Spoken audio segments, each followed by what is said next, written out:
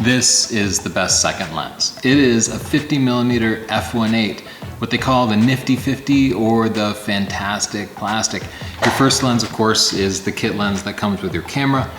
But honestly, that starts to kind of suck. I mean, especially in the modern era when smartphone cameras are so good.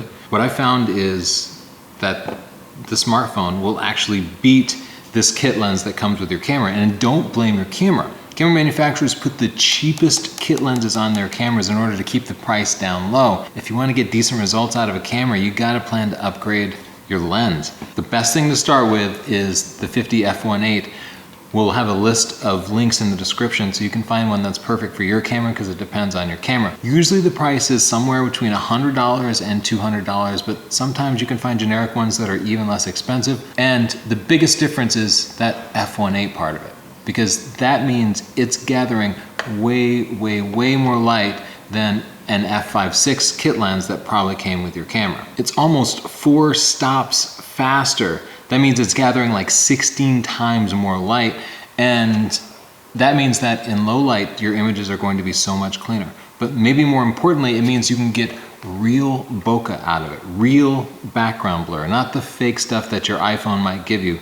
It separates your subject from the background, making your images pop, making your pictures look pro. Yeah, it's not gonna be as sharp as a $1,000 lens, but it's gonna be good. It's gonna be good enough. I've known lots of working professional portrait photographers who use this and kind of made a name for themselves off of this inexpensive lens. It's inexpensive, it's also lightweight, it's easy to carry.